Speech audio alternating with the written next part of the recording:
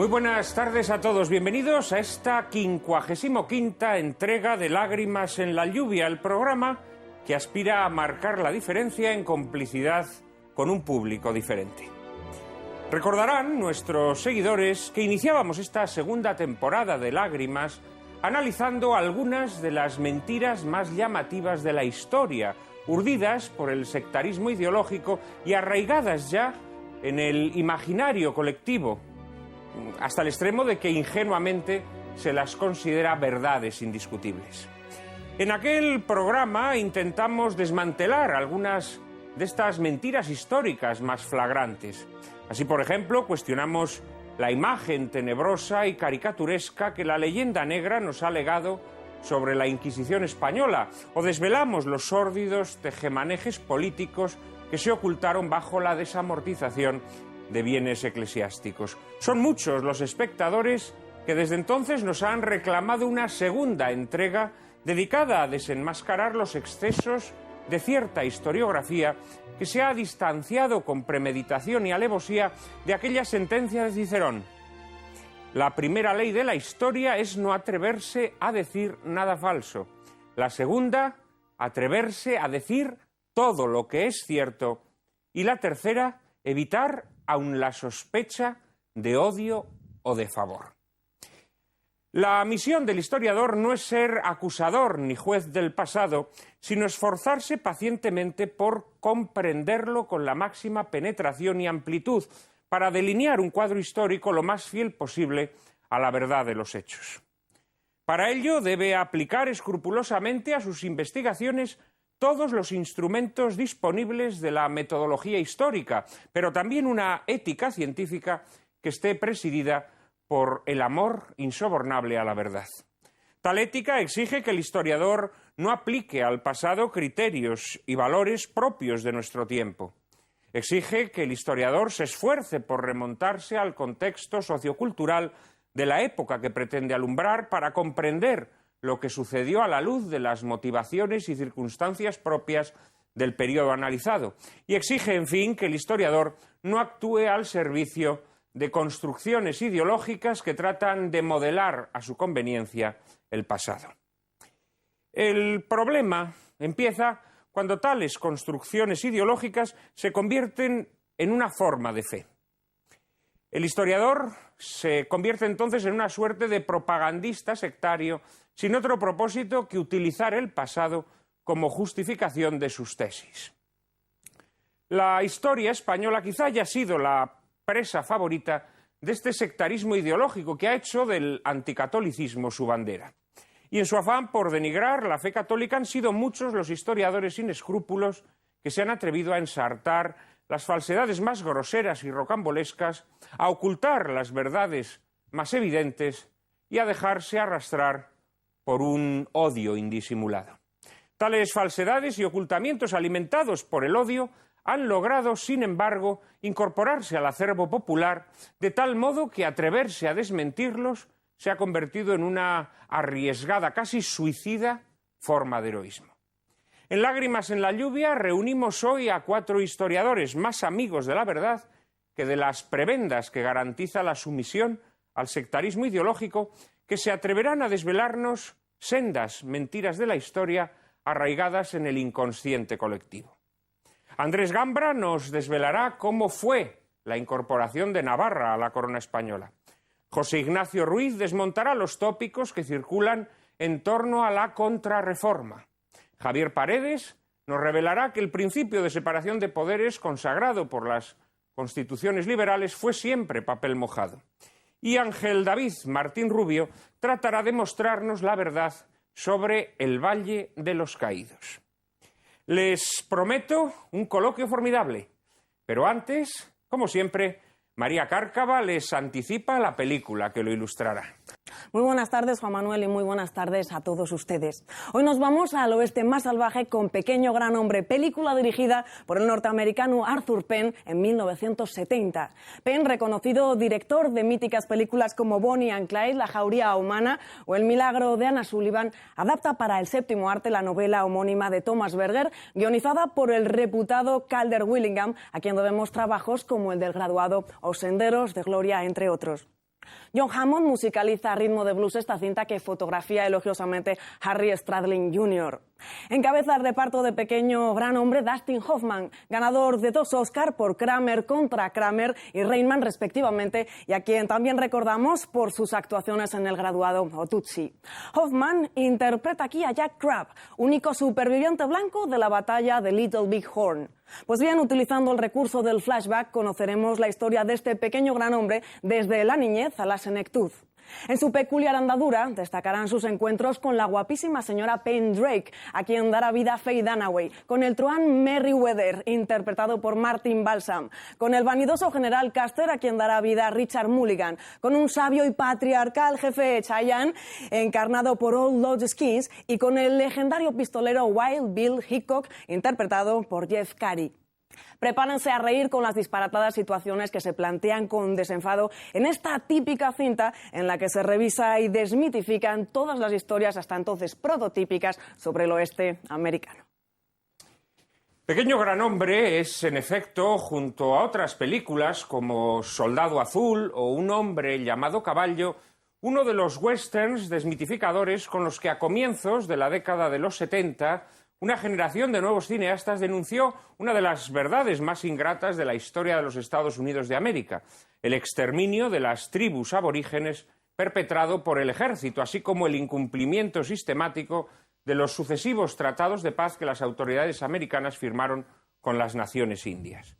No debemos olvidar tampoco que estas películas fueron estrenadas en plena guerra de Vietnam, seguramente el primer conflicto bélico en el que una porción nada desdeñable de la sociedad americana se oponía a las decisiones de sus gobernantes.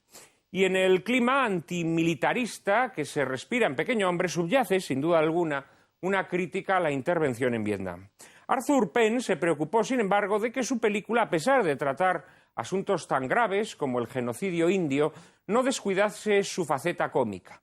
Y así, en su mezcla de tragedia y comicidad, Pequeño Gran Hombre nos recuerda la tradición de nuestras novelas picarescas en las que un truán confeso nos narra su biografía al hilo de los infortunios padecidos y de los diversos amos a los que ha servido.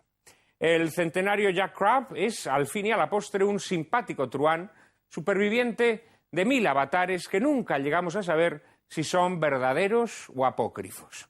Quizá su peripecia resulte ridícula e inverosímil, pero está narrada con esa llaneza y falta de engreimiento que caracterizaba a nuestros pícaros. No podemos dejar de ponderar la interpretación de un Dustin Hoffman en plenitud de facultades que, con su composición atolondrada e irrisoria de Jack Crabb, en contraste siempre con las vicisitudes históricas que protagoniza o presencia, criado por los indios cheyennes, testigo del asesinato de Bill Hickok, miembro de la expedición militar al mando de Custer, que será derrotada en Little Big Horn, logra sostener en todo momento el tono tragicómico que caracteriza esta insólita película. Que ustedes la disfruten.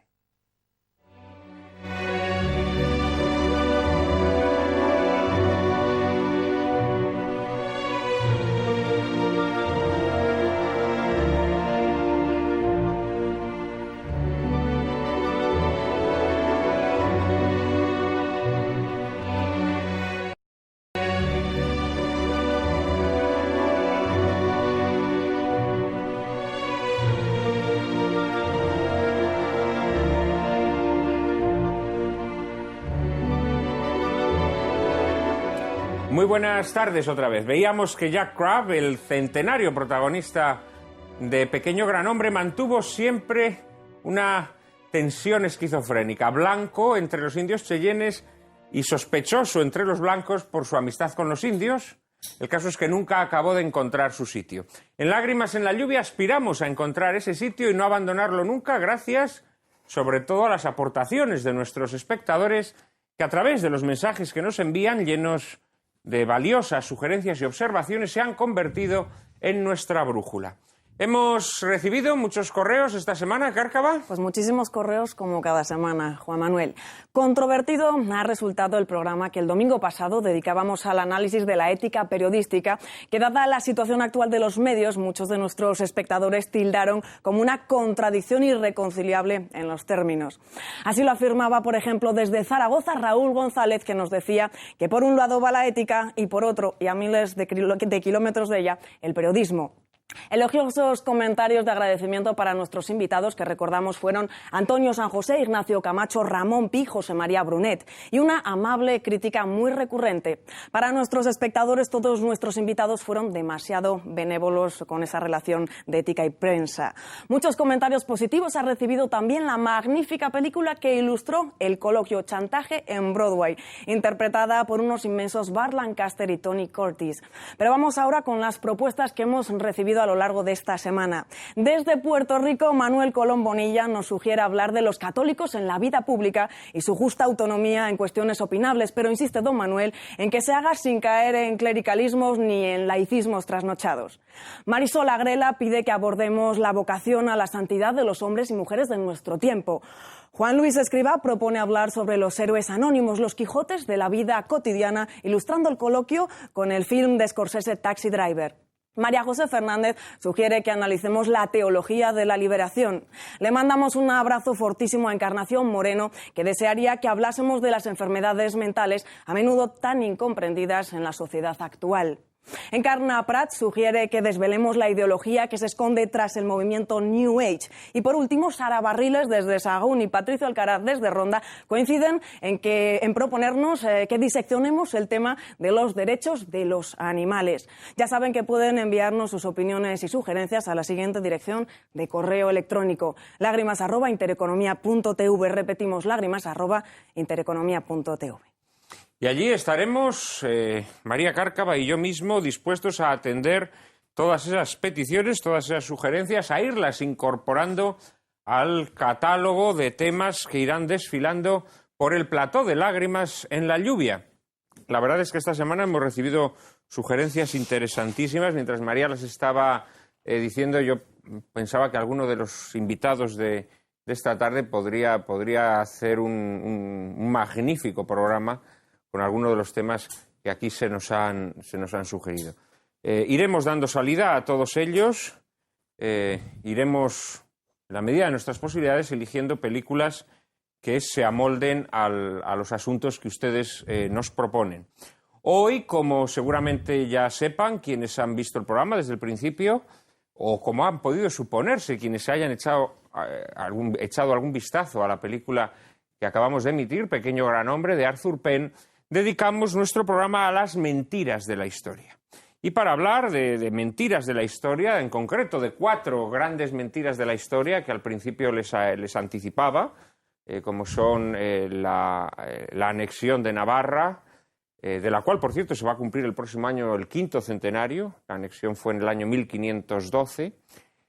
Vamos a hablar también de la Contrarreforma, vamos a hablar de la división de poderes y de la independencia del Poder Judicial, y vamos a hablar finalmente del Valle de los Caídos. Para hacerlo están con nosotros 4 historiadores excepcionales, 4 invitados que paso de inmediato a presentarles. En primer lugar, vuelve al plató de Lágrimas en la Lluvia un habitual ya de este programa. Se trata de Javier Paredes, es catedrático de Historia Contemporánea en la Universidad de Alcalá, director de la Historia Contemporánea de España y de la Historia Contemporánea Universal, publicadas por la editorial Ariel. En la actualidad dirige la editorial Homo Legens.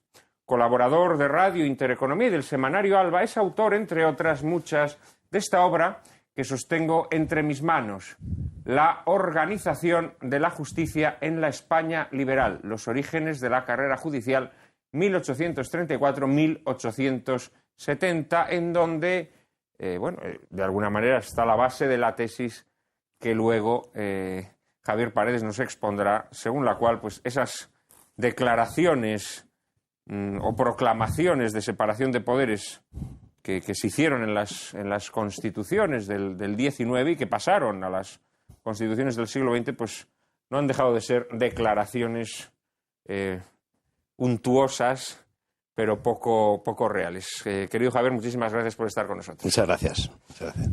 Está también con nosotros otro habitual de este programa, a quien los seguidores de Lágrimas en la Lluvia conocen sobradamente. Se trata de Andrés Gambra. Es profesor titular de Historia del Derecho y en la actualidad secretario general de la Universidad Rey Juan Carlos de Madrid.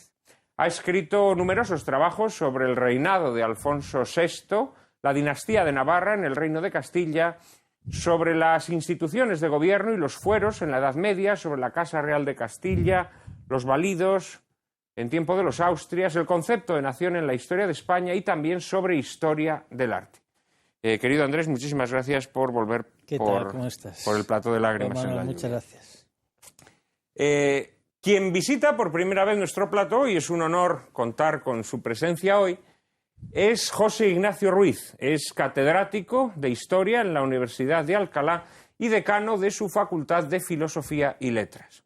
Vocal del Consejo de Redacción de la revista Estudia Histórica y del Consejo Editorial de la Biblioteca de Historia del Consejo Superior de Investigaciones Científicas, tiene numerosas publicaciones sobre la monarquía hispánica y las órdenes militares.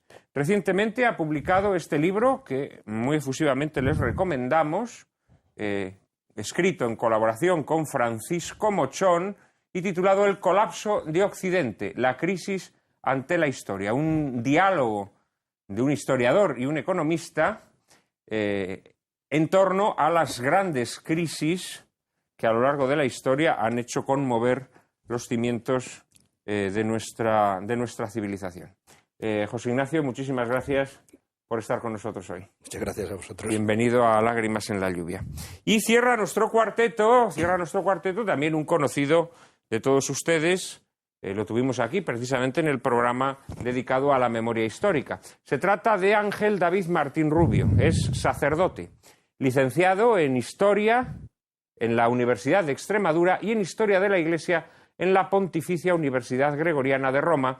Ha sido profesor en la Universidad San Pablo CEU de Madrid, donde obtuvo el doctorado. Actualmente es canónigo archivero de la Catedral de Coria y profesor de Historia de la Iglesia y Teología.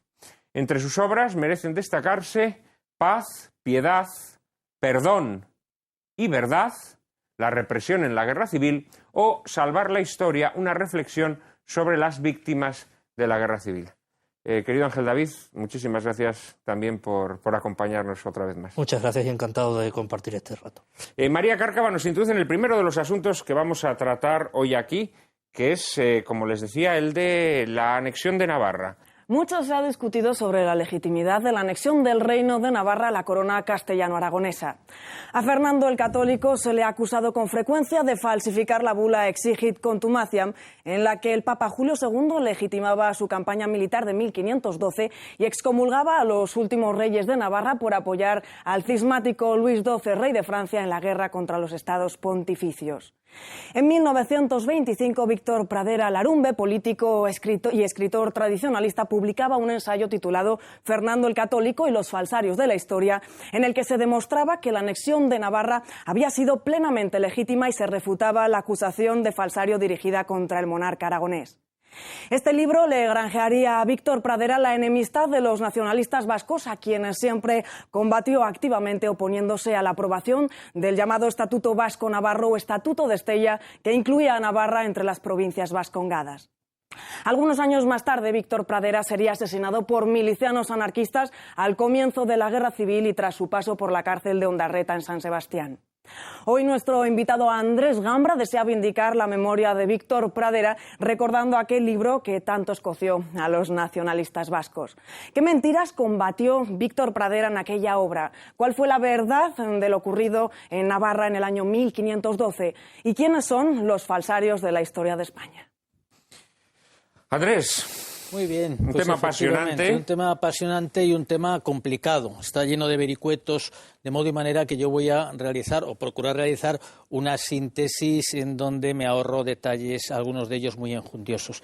Efectivamente, Navarra es uno de los reinos que surgen en España al producirse la reacción cristiana contra los musulmanes y es, por lo tanto, uno más entre los reinos que van a formar la cristiandad medieval hispánica y, como todos los historiadores están plenamente de acuerdo, eso en realidad nadie lo duda, pues era un país, un territorio que desarrolla su historia tendente hacia España, orientada siempre hacia España. Esto se demuestra en innumerables datos. Piensen ustedes en que una de las dinastías reales más importantes, la que empieza con Fernando I y acaba con Alfonso VII en la Constitución, es una dinastía de origen navarro formada por hijos y descendientes directos de Sancho III, el mayor de Navarra, que se tituló en un determinado momento rey de España. O piénsense, son innumerables matrimonios, relaciones diplomáticas de todo tipo entre Navarra, Castilla, León, Aragón, en la participación de Navarra decisiva en la batalla de las Navas de Tolosa, de la que dimana el escudo navarro.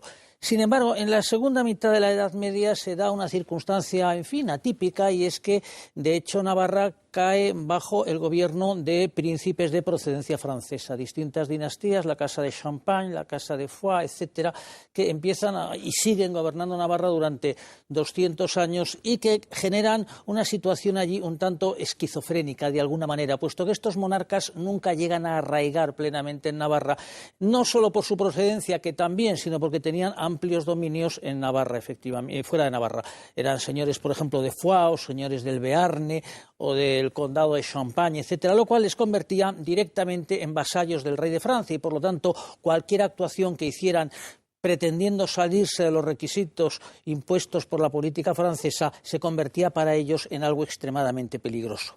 Esta situación se prolonga en el tiempo y así llegamos a la época de Fernando el Católico, efectivamente, cuando Fernando actúa ya, muerta Isabel la Católica, como regente de Castilla, siendo a la vez rey de León. Reinan entonces en Navarra dos príncipes cuyo derecho a reinar estaba en realidad prendido con alfileres, pero que ahí estaban, que eran Catalina de Foix y su esposo Juan de Albrit, ¿no? Y estos monarcas pues viven unos momentos realmente dramáticos, porque tienen dominios en Francia, como ya he dicho, están emparentados con los reyes de Francia de ese momento, Carlos VIII y Luis XII, que se muestran extraordinariamente exigentes con ellos e incluso les van a amenazar reiteradamente con quitarles sus dominios, sus territorios, de modo y manera que ellos viven un momento muy complejo, dándose además la circunstancia de que en el seno del propio Reino de Navarra había una fuerte confrontación entre banderías o partidos, los beamonteses, que se inclinaban en favor de Castilla, y los agramonteses, que eran unos filo-franceses y otros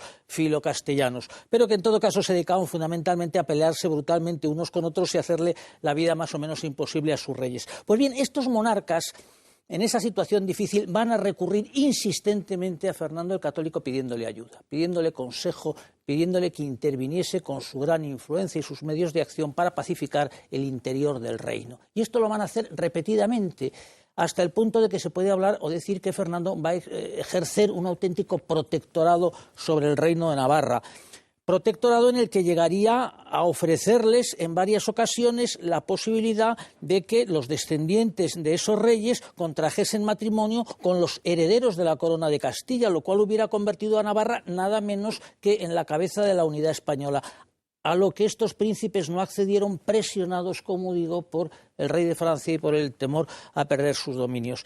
Esta fue la situación hasta que se llega un momento, al llegar el año 1512, en el que estalla una gran conflagración internacional, que tiene su origen en la voluntad del rey de Francia de invadir Italia, ¿no? Y que le hace chocar con las potencias italianas y concretamente con el papado, que forma en torno a sí, contando con España, que también tenía fuertes intereses en Italia, la Santa Alianza enfrentada con Francia y sus aliados.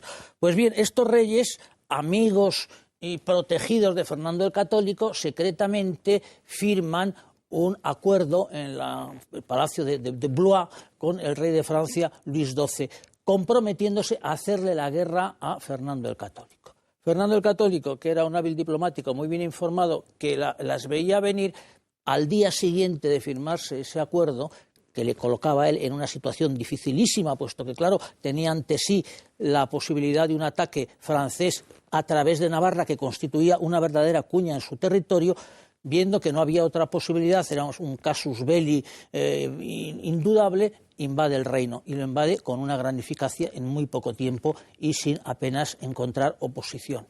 Entonces se va a declarar el tenedor de ese reino, y en un segundo momento, sin embargo, va efectivamente a declararse él mismo rey. se proclamará rey de Navarra. Ya no era solo el despojo debido a la guerra, sino un paso más.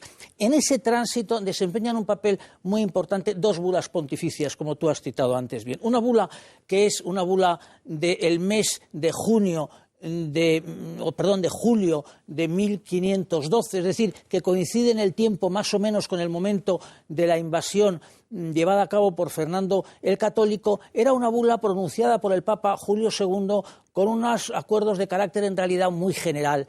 Se declaraba excomulgados a aquellos que fuesen aliados del rey de Francia. ¿Por qué? Porque el rey de Francia había convocado un cónclave, un concilio apócrifo con el fin de destituir al Papa. Y entonces se les declaraba efectivamente como incursos en excomunión y presuntamente deponibles de sus reinos.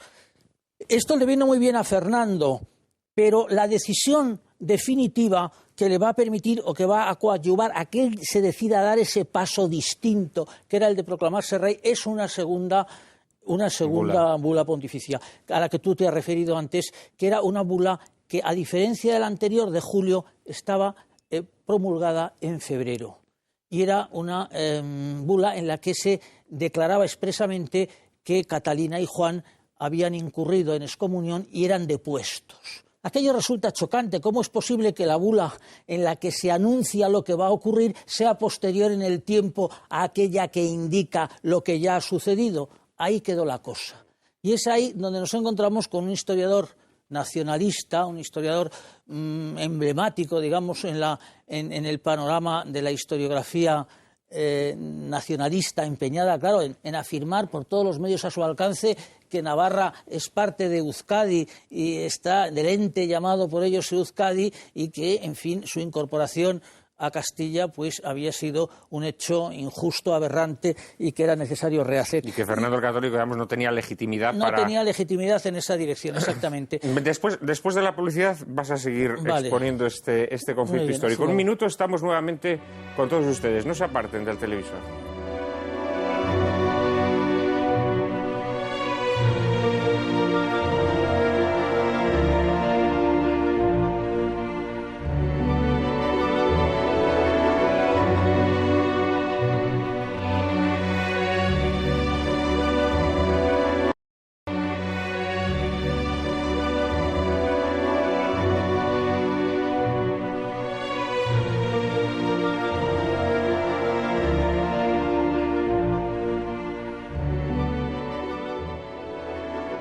Muy buenas tardes, otra vez estamos aquí en Lágrimas en la Lluvia tratando de desenmascarar algunas de las mentiras más flagrantes de la historia. Y Andrés Gambra nos estaba exponiendo lo sucedido en aquel año de 1512 y en las fechas inmediatamente posteriores, cuando Fernando el Católico decide iniciar una campaña militar que se resolvió, como él muy bien decía, prácticamente sin oposición, e incorpora el reino de Navarra a sus reinos después de que los príncipes navarros hubiesen establecido coaliciones con Luis XII, rey de Francia, y participado además en esa liga cismática, digámoslo así, contra el Papa de Roma, Julio II, en ese momento, si no me equivoco. Julio II en ese momento.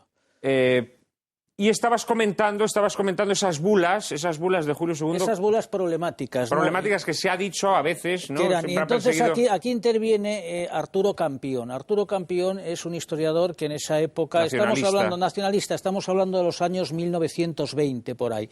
Era ya un historiador muy acreditado en el marco de la historiografía nacionalista, el más prestigioso probablemente de los historiadores nacionalistas navarros en ese momento, y que escribió un libro llamado Navarra en su vida histórica, y en el cual retoma este tema, repasa la trayectoria de Fernando el Católico, repasa esa trayectoria tal cual yo la he explicado, pero en términos siempre insidiosos. Cada paso que daba Fernando el Católico, fuese este el que fuese, le acompañaba del detalle de que era tramposo o que tenía malas intenciones o que su actitud a todas luces era maquiavélica, etcétera. Es decir, pone en duda, cuestiona la honradez del monarca, pero no aporta ninguna prueba fehaciente hasta el momento clave de su exposición, el que se refiere a las bulas. Y en ese momento dice, la bula, y pretende demostrarlo, y además se empantana larguísimamente en este asunto con toda clase de argumentos. Dice, la bula de febrero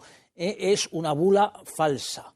Es una bula que es imposible que fuera anterior a la otra. ¿Qué explicación tiene este hecho? Pues no es otra, sino que es una bula urdida por Fernando el Católico, una bula en la que se concreta la expulsión del destronamiento de los reyes de Navarra, que ponía en bandeja la entronización de Fernando. Esa bula ha sido falsificada completamente por Fernando, o bien ha sido reclamada a la Santa Sede con una fecha distinta del momento en la que fue pedida, etcétera. Y ese era su gran argumento, el argumento clave. Y es entonces cuando interviene Víctor Pradera. Víctor Pradera era un pamplonés también, vasco-navarro, arraigado en San Sebastián, ingeniero de caminos, abogado, que llevaba ya desarrollando una importante trayectoria política, había sido diputado tradicionalista, en fin, era una figura que llevaba largo tiempo luchando contra el nacionalismo y en favor de la unidad española, que se encontraba en aquel momento seriamente amenazada por el auge enorme de los movimientos nacionalistas y los proyectos estatutarios que andaban por ahí menudeando. Y él entonces publica un libro titulado así, Fernando el Católico y los falsarios de la historia, donde repasa este tema de forma brillantísima y pone de relieve dos cosas: que Fernando el Católico, en lo que había hecho hasta el final, es decir, hasta que se vio obligado por la fuerza de las circunstancias y el cambio de alianzas de los príncipes de Navarra, había sido leal a los compromisos establecidos con ellos. Y en cuanto a las bulas, él destruyó completamente el argumento de Campion. ¿Por qué? Porque afirmó, la bula del 18 de julio de 1512 es anterior a la bula de 23 de febrero de 1512 en el tiempo. Luego, la primera planteaba una amenaza y la segunda la hacía efectiva. ¿Y cómo es posible que fuera así julio anterior a febrero? Pues él comenta, es que Campion no se ha enterado de nada. En Roma se utilizaba el cómputo florentino. Y el cómputo florentino, en la datación de los documentos, hace empezar el año en el día de la concepción de la Virgen, ¿no? Es el día llamado también de la Anunciación o de la Encarnación, que es 9 meses antes del de la Natividad, usado comúnmente, pero es el que se usaba entonces en el Vaticano, en Roma. En virtud de ese planteamiento, de ese cómputo, la bula, el año empieza en marzo, pues marzo, abril, mayo, junio, primera bula, y la siguiente, julio, agosto, septiembre, octubre, febrero, es el último mes del año, la segunda bula. A lo largo, con ese cómputo del año 1512, febrero está sencillamente después de julio. Era en realidad una cuestión técnica compleja, pero al alcance, en último caso, de historiadores eruditos, ¿no? Y el patinazo, por lo tanto, de Campion, que había dedicado a este asunto una gran cantidad de argumentos contra Fernando, fue mayúsculo. Gran ridículo que hay quien dice que le costó la vida al pobre Víctor Pradera, porque unos años después sería detenido en donde él residía, que era en San Sebastián, por orden de Telesforo Monzón, que era responsable del Comité de Seguridad entonces en San Sebastián, y fue fusilado a continuación. Y, por cierto, fusilado 2 veces, porque le llevaron a fusilar dando un ejemplo de devoción extraordinaria, iba rezando en la cadena de presos, animándoles a morir, y cuando iban a ser fusilados se detuvo el fusilamiento, los volvieron a meter en la cárcel para pocos días después volver a sacarles y fusilarles en el cementerio de Polloe, a él y a su hijo Juan pocos días después. Javier, ¿querías aportar algo a este? Mientras escuchaba la magnífica exposición histórica y cuando ha hecho referencia al nacionalismo vasco, me ha venido a la cabeza una frase de Ortega, que dice que los hombres, a diferencia de los animales que solo tienen tiempo, tenemos historia. Por eso el nacionalismo vasco quiere incorporar a Navarra, porque el nacionalismo vasco no tiene historia. Y Navarra tiene, además de sus 1000 kilómetros de frontera, tiene sus 1000 años de historia. Y lo cierto es que harán lo que quieran, pero sin historia.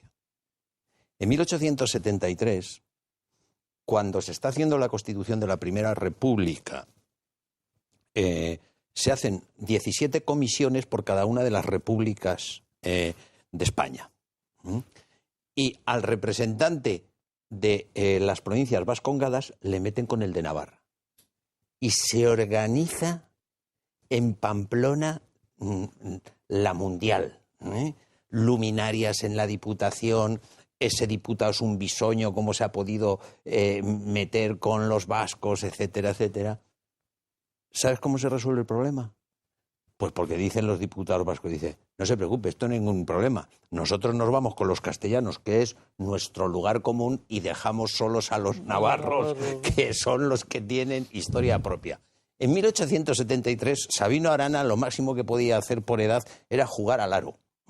Es decir, o sea, que la historia se la inventan a partir de 1880. Y además, lo que tú has dicho de la falsificación me recuerda otro patinazo reciente de una historiadora reciente como es Mina Paz, la famosa cuestión que se llamó, fue muy graciosa, la cuestión del filioque, porque cogió un acta de la de los fueros, y dijo, aquí hay un si este es así, esto significa que Navarra tiene que incorporarse a Euskadi. Y eso, estoy hablando de los años 80, de 1980, hace 30 años. Y eso causó una gran consternación, porque efectivamente Mina Paz tenía razón. Es esa frase, pero claro, se abrió el acta original. Mina Paz había funcionado con una copia y en el acta original no estaba la famosa frasecita que había dicho Mina Paz, y volví a darle la razón. Es que son tozudos, son tenaces, pero bueno, pero para eso están las mentiras de la historia. Navarra es Navarra y no tiene nada que ver con el nacionalismo vasco. De todas formas, yo tengo el presentimiento de que de alguna manera eso ha ido evolucionando en cierto modo. Es decir, en el siglo XIX y comienzos del XX, el nacionalismo vasco, heredero de posiciones todavía pseudorrománticas, concedía una gran importancia a la historia, efectivamente. Conservaban todavía un cierto sentido religioso y respeto por el pasado. Hoy me da la impresión de que esto ya no funciona así y que muchos de los nacionalistas, los navarros, por ejemplo, se mueven sobre todo por un criterio voluntarista, rusoniano. Nosotros queremos ser, y si la historia es otra cosa, nos importa un rábano. Es decir, nosotros ejercemos como reflejo de una voluntad desiderativa, radical. Y ya lo de la historia, mire usted, los historiadores de esa historia ya nos encargamos nosotros. Bueno, ¿no? pero sí han tratado de falsificarla. Siguen falsificando e insisten mucho, claro, ahí es donde se ha cometido un enorme error al permitir que en todo ese ámbito de las icastolas se esté adoctrinando con esta clase de historias de Navarra, País Vasco, España, que son a base de unos esquemas simplistas que no desarrollan otra idea que la muy insistente y muy Gambra, operativa de que ellos son unas víctimas de la opresión, ¿no? Profesor Gambra, yo no sé si les importará o no les importará la historia, pero desde que yo publiqué eso en biografía de Olave, no me han vuelto a invitar a, a una nueva universidad del País Vasco. Sí. O sea que, y eso les dolió mucho, que en la Primera República los propios diputados de las provincias vascas se fueran con Castilla y dijeron, no. Navarra tiene su historia propia, Navarra es una federación propia, es una nación propia, decían en 1873. Nosotros no tenemos nada que ver y nos vamos con Castilla. O sea, que ellos, por lo menos, si empiezan la historia, es en aquel momento. En aquel momento. Sí. O sea, que no se vayan ni a Fernando VII, ni a ningún siglo posterior. Ángel David. Sí, a mí además me gustaría, saliendo un poco del tema concreto, porque como estamos hablando de falsarios de la historia, me gustaría poner de relieve algo que ahora quizás se pierde. Y es que Víctor Pradera, aparte de su labor importantísima, como ha destacado muy bien el profesor Gambra, como político, interesantísima, ¿no? Ese intento que algunos no ven con muy buenos ojos, pero que yo creo que sí es muy interesante, ¿no? De adaptación del pensamiento tradicionalista a nuevas realidades. Víctor Pradera, en el fondo, no es sino también un eslabón más en una cadena de autores de esta gran escuela de pensamiento, podemos llamarle pensamiento tradicional o como queramos, pensamiento tradicional español, que desde campos muy diversos, pues estoy pensando en la propia historiografía, pero también, por ejemplo, en el ensayo político o incluso en la novela, ¿no? Me viene a la cabeza pues, el propio Navarro Villoslada, las novelas de Navarro Villoslada, el propio Víctor Pradera, Elías de Tejada, los propios Gambra, ¿no? Yo creo que el apellido Gambra figuraría ahí por derecho propio en esa lista de historiadores, que además han hecho una aportación doble y muy importante e insustituible. En buena parte del siglo XIX estos autores contrarrestan la mitología historiográfica liberal.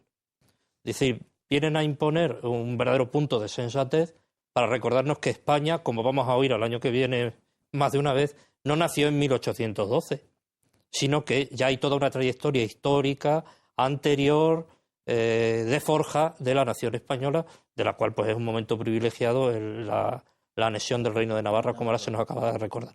Y esa labor de esta escuela de pensamiento como contrarréplica frente a la falsificación de la historia que hace el liberalismo me parece importantísima y no suficientemente valorada. Y luego, ya cuando al declinar el siglo XIX y comienzo del XX surge la escuela de pensamiento nacionalista, que en los orígenes había compartido bien esa visión también antiliberal, ¿no? La había podido compartir, pues al mismo tiempo se distancia de esa escuela nacionalista, pues recordando que efectivamente aquellos precedentes, aquella configuración en reinos, aquella trayectoria anterior, no solamente no era contradictoria con lo que de luego había de ser la nación española, sino que formaban parte de la esencia de la nación española, que no venía a ser el resultado de un voluntarismo o de una configuración de tipo hegeliano, sino una nación enraizada y nacida en la historia. Y con datos históricos muy concretos, pactistas. No hay que olvidar, terminando esta historia, que Fernando el Católico, al margen de las bulas pontificias que él nunca entendió que le dieran efectivamente derecho a reinar, aunque sí le hacían perder la corona a los dos príncipes franceses, no le daba derecho a reinar, y serían las Cortes de Navarra quienes le designaron a él rey, comprometiéndose él a que esa unión fuese aeque principaliter, es decir, en pie de igualdad y en la unión de los príncipes, comprometiéndose a respetar y a jurar los fueros, como era la tradición foral navarra, pero a garantizar que el reino de Navarra conservaría siempre la condición de reino diferenciada, lo que se ha mantenido hasta la época liberal del siglo XIX, en el que el antiguo reino de Navarra pasó a provincia, pero eso solo en el siglo XIX. Y cuando se habla de los fueros navarros, fue en ese momento voluntad de Fernando el Católico, que ha conquistado por las armas, que es nombrado rey por las Cortes de Navarra, con unas condiciones que la corona española respetaría sistemáticamente, por lo menos hasta después de 1812. En esta acusación que se le hace a Fernando el Católico de falsificar la bula, no puede haber una también, porque a los reyes católicos se les acusa de falsificar la bula que les permite casarse, puesto que ellos estaban emparentados, eran primos, y siempre se dijo que... y esto sí parece que es cierto, ¿no?, que en el momento en el que se casan ellos aportan una bula falsa, o el arzobispo Carrillo, el arzobispo primado de España, presenta una bula que es falsa, ¿no? Y a lo mejor probablemente por esto también se les ha imputado. También se han cuestionado, es que las bulas formaban en aquella época un derecho de gran vigencia, ¿no? Derecho canónico de aquella época era el utrunque ius, los dos derechos, el civil y el canónico, eran complementarios entre sí. Y digamos que la jurisprudencia pontificia tenía un enorme valor. También se ha cuestionado y se ha puesto de relieve que eran bulas que respondían a la realidad, aquellas por las cuales Alejandro VI concedió a los reyes católicos el gobierno de América frente a Portugal. O sea que el tema de las bulas ha tenido importancia. En el caso al que te refieres, efectivamente, la bula, esa sí se sabe que fue falsificada, pero no fue falsificada por los papas, fue falsificada por el arzobispo Carrillo para salir del paso. ¿Por qué? Porque los reyes se tenían que casar en Valladolid disfrazados al rey futuro rey estuvieron a punto de matarle de una pedrada. ¿Por qué? Porque Enrique IV había prohibido que el matrimonio de su hermana se celebrase y era un matrimonio celebrado in extremis, y entonces, bueno, pues allí se recurrió a eso, a lo que no recurrió probablemente Fernando, sino su padre, Juan II de Aragón, que era un rey de armas tomar, ¿no? Y ese sí que fue el que hizo probablemente, o se encargó de que eso se falsificara, pero luego aquello se subsanó después. Se subsanó, sí, porque el Papa luego efectivamente... Era una situación extrema, una situación límite en la que contra toda justicia y contra todo derecho el monarca se había empeñado en que no se pudiera casar, y estaba empeñada en casarle con el rey de Portugal, que era muchísimo más viejo que ella, ¿no? Y no quería. Aunque era un buen hombre, Era un buen hombre, efectivamente, pero ella prefería a Fernando. Bueno, pues hasta aquí esta primera mentira de la historia que hemos tratado de desenmascarar, la anexión de Navarra, el título de legitimidad de Fernando el Católico en la circunstancia histórica en la que aquellos hechos acontecieron, y el intento posterior del nacionalismo vasco de tergiversar aquellos episodios para de alguna manera anexionarse a sus pretensiones políticas Navarra. Pasamos ahora al segundo tema que es nada más y nada menos, a este tema podríamos dedicarle un programa o una serie de programas, la contrarreforma. María Cárcava tiene la palabra. La contrarreforma fue la respuesta católica a la rebelión protestante iniciada por Martín Lutero en 1517, que propició la ruptura de la unidad religiosa en el viejo continente. El espíritu de la contrarreforma fue acogido con fervor por españoles e italianos e impulsado por monarcas como Carlos V y Felipe II, que combatieron denodadamente la expansión del protestantismo.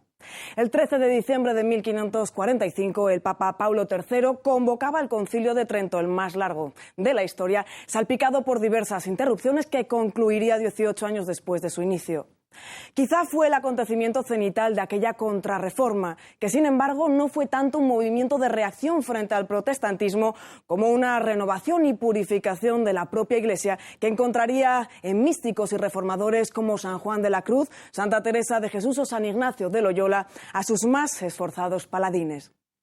El espíritu de la contrarreforma, impulsado por papas como Pío V, Gregorio XIII o Sixto V, propiciaría una segunda edad dorada de la cristiandad, que en España hallaría intérpretes tan excelsos como el Greco o Calderón de la Barca, solo por citar dos de los nombres de, entre otros muchos, que elevaron el arte y la literatura a cimas de expresión nunca antes alcanzadas.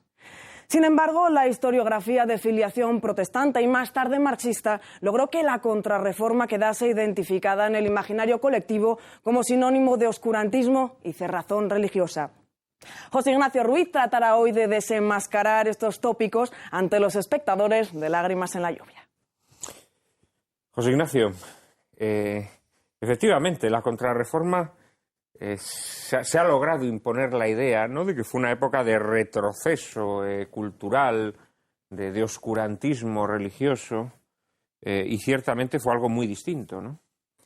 Efectivamente. Yo creo que está planteado en la propia presentación que se ha hecho del tema. Contrarreforma tiene una connotación absolutamente reactiva, ¿no? Hoy la historiografía, o mejor dicho, cualquier manual que se utilice de historia, se encuentra uno con el concepto de contrarreforma por todos lados, ¿no? Yo creo que ahora hay una corriente historiográfica que trata de buscar, evidentemente, la verdad, que ya no es tan militante y que no sirve pues intereses concretos o específicos. Por ser un poco más preciso, la historiografía de corte marxista ha hecho una interpretación de la historia que ha tenido muchísima fortuna historiográfica, mediante la cual la reforma protestante se refieren, tiene como la tesis, como planteada como tesis, tiene como antítesis la contrarreforma, y de ese conflicto, de esa antítesis, nace el absolutismo como forma política que es capaz de resolver las tensiones políticas que se daban.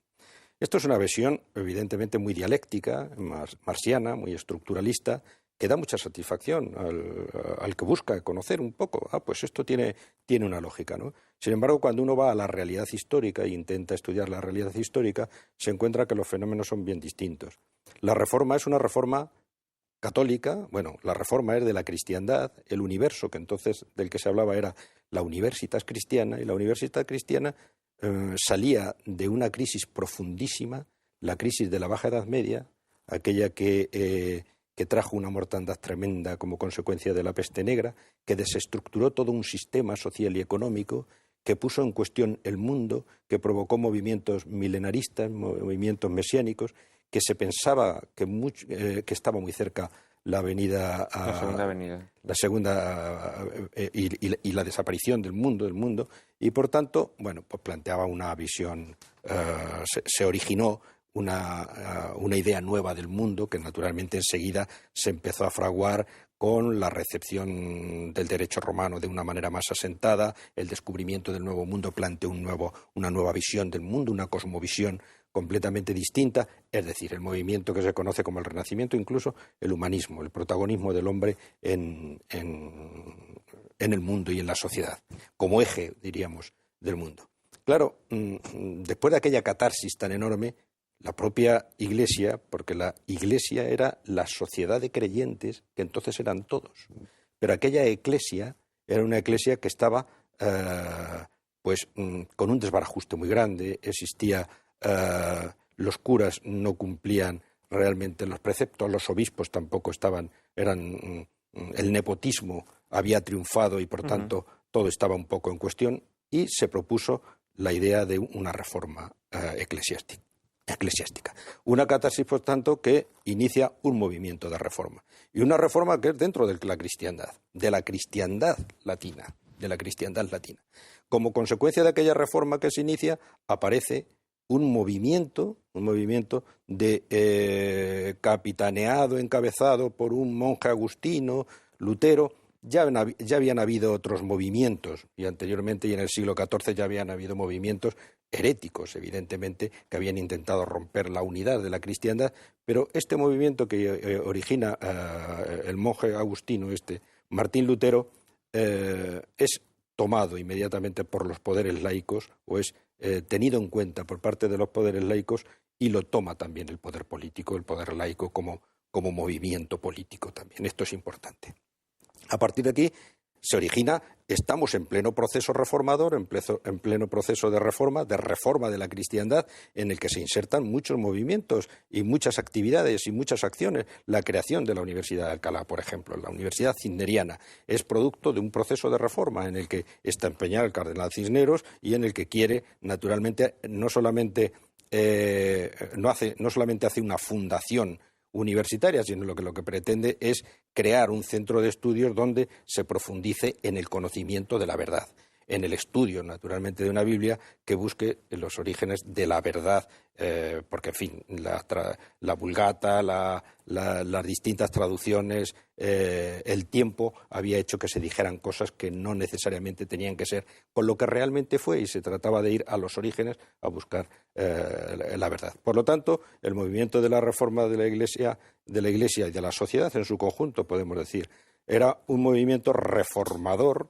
que en ningún momento respondía a parámetros o a pautas de reforma y contrarreforma protestante. O sea, digamos que el proceso de purificación de la Iglesia, ¿no?, consciente de los excesos o de los errores, se había iniciado antes, digámoslo así, y de alguna manera Martín Lutero lo que hace es, de alguna manera, sumarse a ese movimiento, pero aprovechando, digamos, para deslizar tesis heréticas. Martín Lutero es un producto de ese movimiento reformador y de esa situación de crisis. Si me permite, ha hecho una cosa muy interesante, que es la conexión del luteranismo con la política. Sí, claro. Porque es que Lutero dice dos cosas. Una muy simpática y muy progre, que es la del libre examen. Aquí cada uno va a interpretar las escrituras como quiera. El libre examen. Claro, esto... Sí, va a ser juez también de sus pecados. Claro, dice, pero claro, esto cuando lo oyen los campesinos alemanes dicen, ¿cómo ha dicho usted? O sea, que no hay autoridad en este mundo que a mí me diga lo que yo tengo que hacer en materia de religión.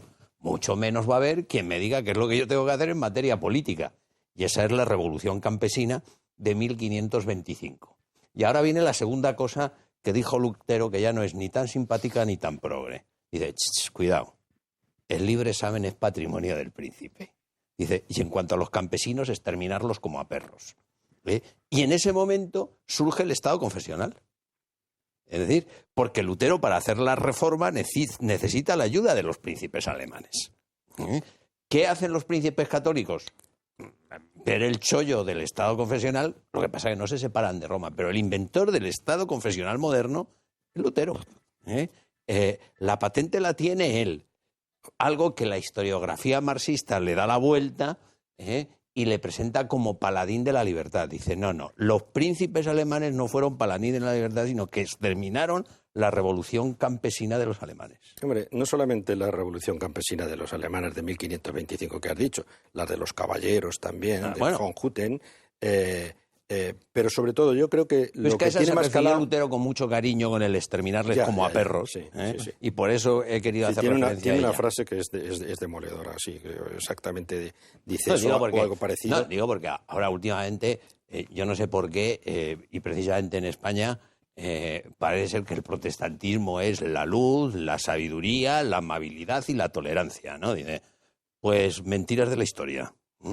No, es que precisamente, hablando más de la contrarreforma, a mí uno de los aspectos más importantes que se van a originar aquí es lo que se ha planteado ya y que está muy bien tratado últimamente, ¿no? Como es la gran ruptura de la cristiandad que tiene lugar a consecuencia de esto.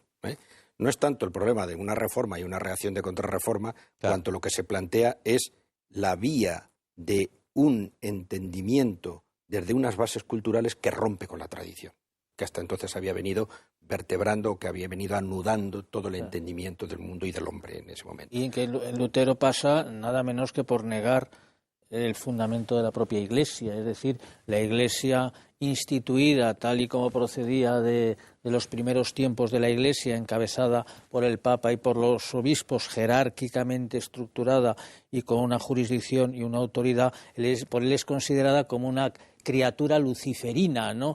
Es decir, que en él hay un rechazo como una realidad satánica de la propia Iglesia, ¿no? Y una, por lo tanto, reconsideración individualista, radical, atomizadora de la comunidad cristiana. O sea, que supone una revolución radical y enormemente negativa, destructiva de lo que la Iglesia había sido hasta entonces. Incluso destructiva del principio religioso. Incluso destructiva también. No hace mucho tuve yo en clase un alumno de Finlandia que me decía, mire usted, profesor Paredes, dice, en Finlandia somos todos protestantes como aquí son todos ustedes toreros.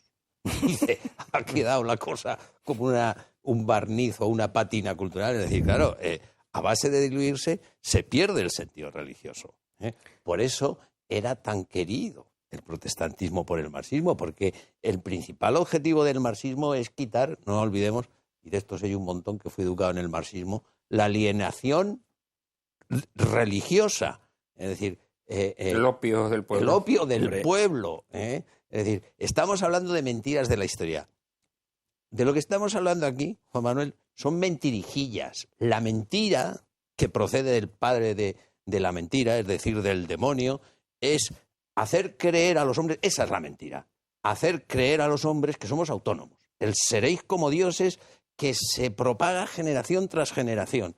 Y todo lo demás son mentirijillas derivadas de esta... Bueno, de hecho, Lutero, digamos que lo que le da es estatuto religioso a esa cuestión. A esa cuestión del seréis como dioses, ¿no? Que ese es el misterio del éxito, digamos. Vosotros vais a decidir en la ciencia del bien y del mal qué es lo bueno y qué es lo malo. La predestinación. Si me permitís, vamos a interrumpir un minuto para publicidad y enseguida estamos de nuevo con todos ustedes.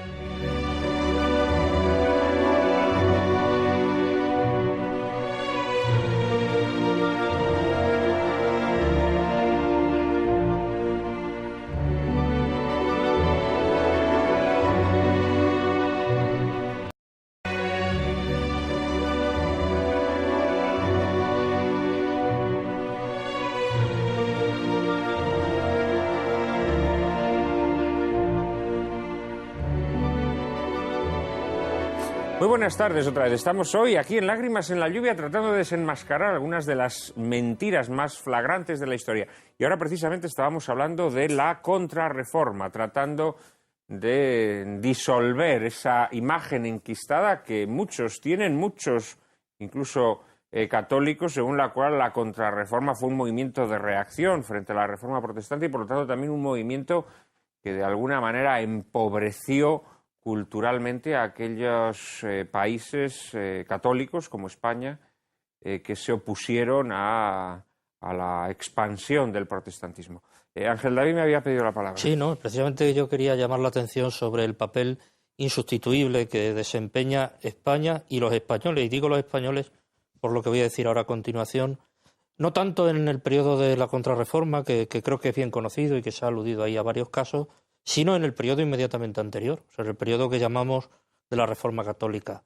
Primero, porque en España se ponen las bases para que cuando luego surge la Reforma Protestante en Europa, aquí no pueda tener éxito.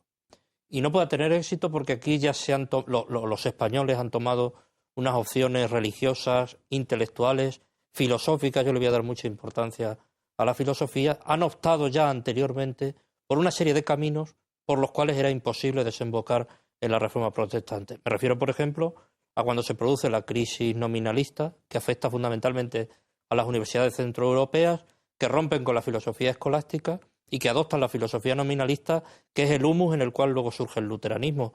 Sin Guillermo de Ockham no se explica ni se entiende Lutero. Bueno, pues España, que además precisamente se da la paradoja de que los países que adhieren al presunto cisma de Occidente, como obediente al presunto antipapa de Occidente, es de los países que se mantiene en la ortodoxia filosófica frente al nominalismo que se va a implantar en los países fieles a la obediencia del Papa de Roma.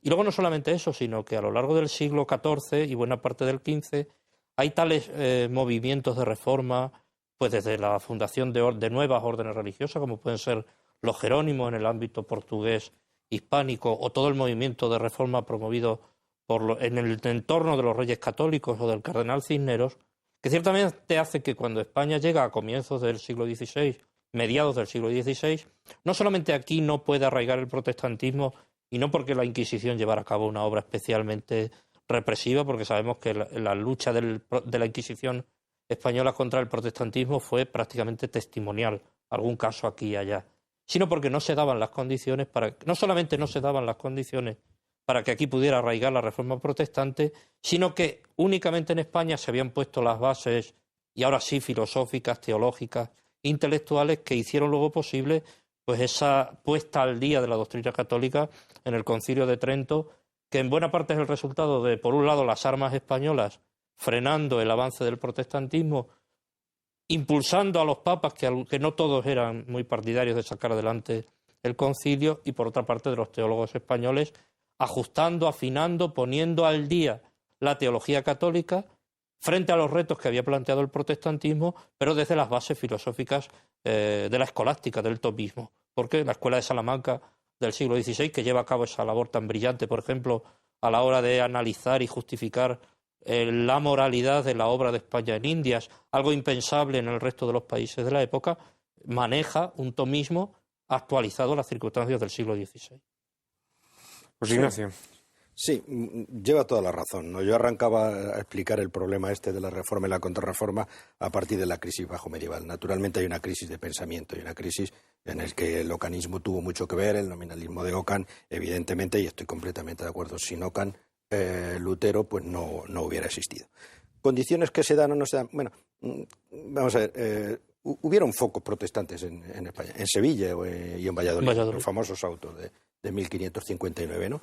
Y a partir de ahí, pues el protestantismo se acabó. El problema fue el problema converso y eso era otra cuestión. Pero desde mi punto de vista, y volviendo a retomar un poco el hilo de lo que estábamos diciendo antes, que creo que es lo que realmente es importante y lo que va a ser trascendente para el futuro y lo que va a abrirnos lo que ha sido luego el siglo XIX y que está en estrecha conexión con esto.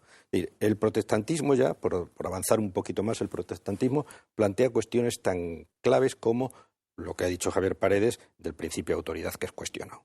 Esto es esencial. Esto va a plantear una visión completamente nueva.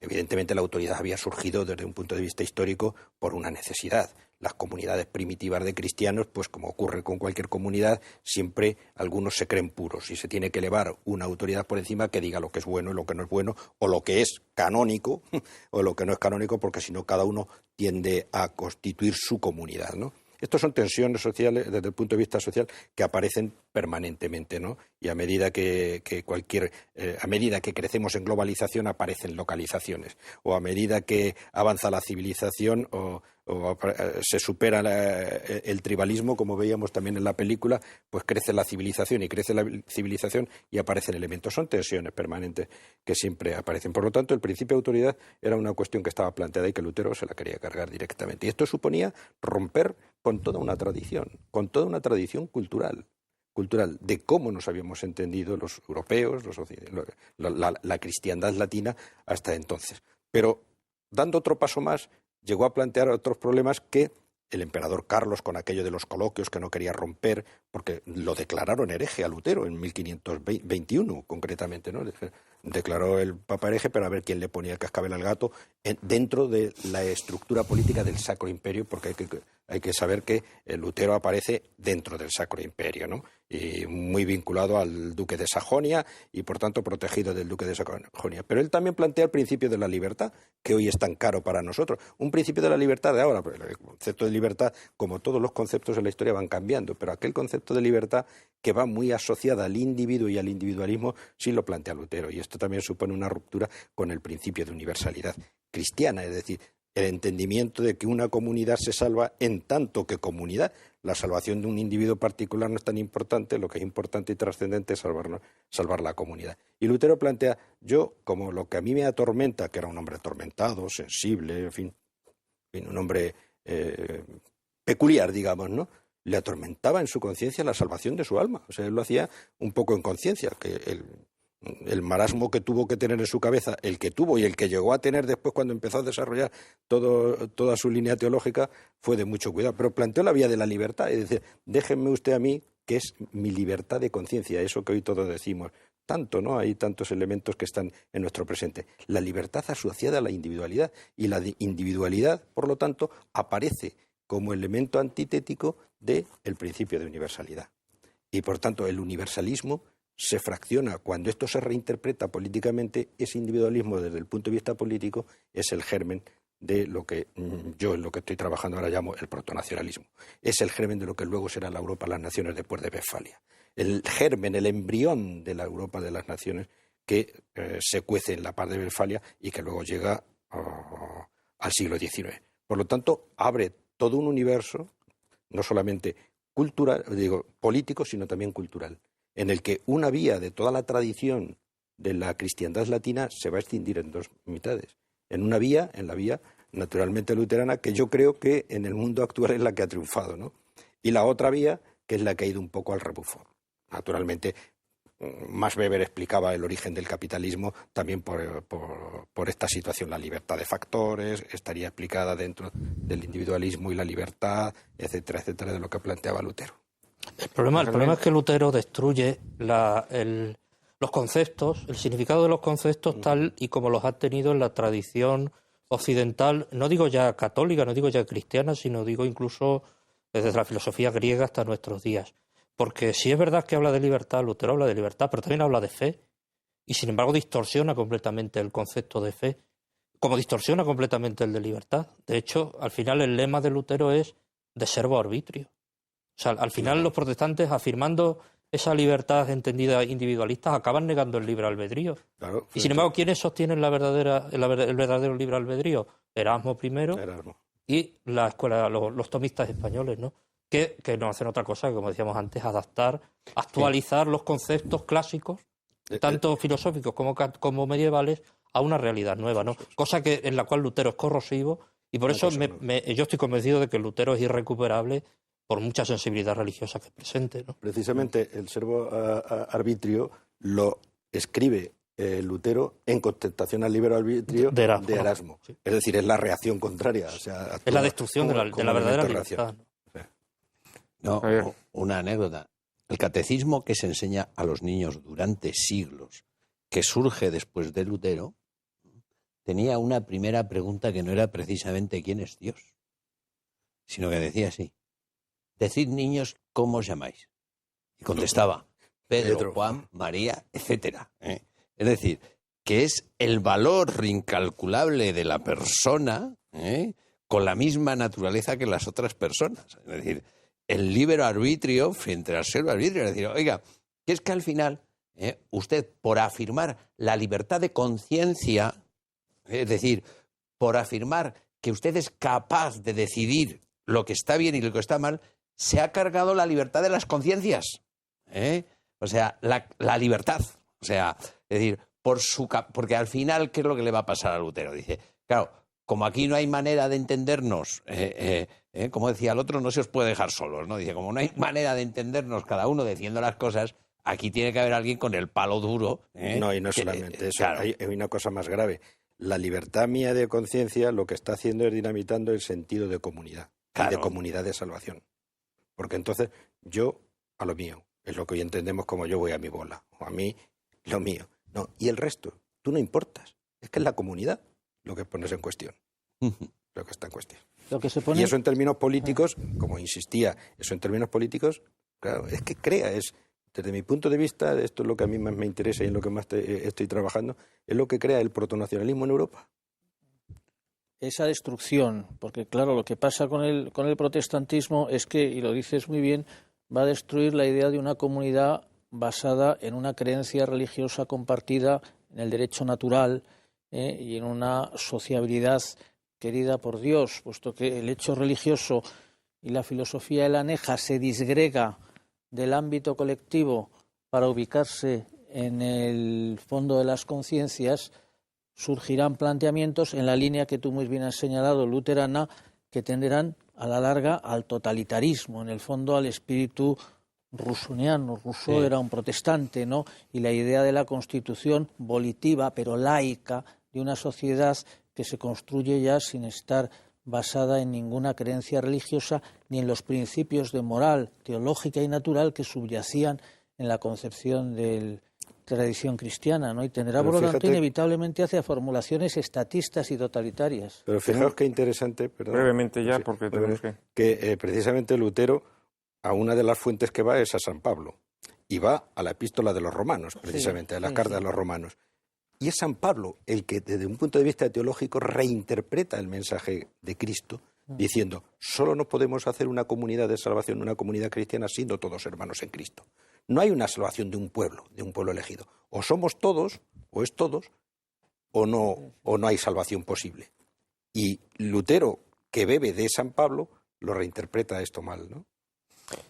Decía mi maestro Leonardo Castellani que desde que Lutero le dijo a la gente que el Espíritu Santo les inspiraba cuando leían la Biblia, que el Espíritu Santo empezó a decir unas gilipolleces monstruosas. Él decía macanas, ¿no? Macanas, como buen argentino. Realmente introduce muchos venenos Lutero, ¿no? en la cristiandad. A mí como creador me llama extraordinariamente la atención cómo mata el arte, ¿no? Cómo el protestantismo mata el arte y introduce la disolución en el arte que llega hasta nuestros días, ¿no? Un arte absolutamente gangrenado, muerto, que ha perdido el sentido de la belleza. Esto tiene también mucho que ver, por cierto, con la supresión de la Virgen como Madre de Dios y toda la belleza que la Virgen introduce en el arte católico. En fin, sería un tema para hablar largo y tendido sobre él. El barroco es una época artística esplendorosa. Sí, el barroco, efectivamente. Y es una manifestación gigantesca de belleza, de movimiento y de adoración que surge frente a la iconoclastia del protestantismo. Así es. Desgraciadamente tenemos que dejarlo aquí, pero prometo a nuestros espectadores que algún día dedicaremos un programa entero a estos asuntos tan interesantes. Vamos a pasar a nuestra tercera mentira de la historia. María Cárcava nos introduce en el asunto. Fue Aristóteles, allá en el siglo IV a.C., uno de los primeros en apuntar la necesidad de separar los poderes para alcanzar un buen gobierno que evitase los abusos propios de su concentración. La monarquía cristiana interpretaría esta necesidad de separar los poderes mediante un sistema de contrapesos políticos, cortes generales, gremios, universidades y magistraturas, que evitaba que el monarca se arrogase el poder divino del que era depositario. Pero con ese sistema de contrapesos y controles acabaría el absolutismo. Con la llegada de la Ilustración, que proclamaba la soberanía de la voluntad popular, se trató de arbitrar una separación de poderes que Montesquieu, en su célebre obra El espíritu de las leyes, elevaría a dogma político. Posteriormente, todas las constituciones liberales surgidas tras la Revolución Francesa consagrarían normativamente la división de poderes, considerada clave en la transición del antiguo al nuevo régimen. Pero las declaraciones constitucionales no tardarían en ser refutadas por prácticas que, lejos de garantizarlas, sometían la independencia judicial a controles políticos. Hoy, en pleno siglo XXI, damos por sentado que todo sistema democrático se fundamenta en este principio de separación de poderes. Pero la verdad tal vez sea muy distinta. ¿Es el principio de separación de poderes otra de las muchas mentiras de la historia que el análisis de la realidad histórica y actual delata? Javier Paredes tiene la palabra. Javier. Pues el discurso preliminar de las Cortes de Cádiz, hecho por Argüelles, decía lo siguiente. En un momento en que toda España, salvo ese rinconcito de Cádiz, estaba invadida por los franceses. Eran unas circunstancias excepcionales. Pues en ese discurso se decía: para que la potestad de aplicar las leyes a los casos particulares no pueda convertirse jamás en instrumento de tiranía, se separan de tal modo las funciones de juez de cualquier otro actor de la autoridad soberana que nunca podrán ni las Cortes ni el rey ejercerlas bajo ningún pretexto. O sea, el dilema es: o están separados o hay tiranía.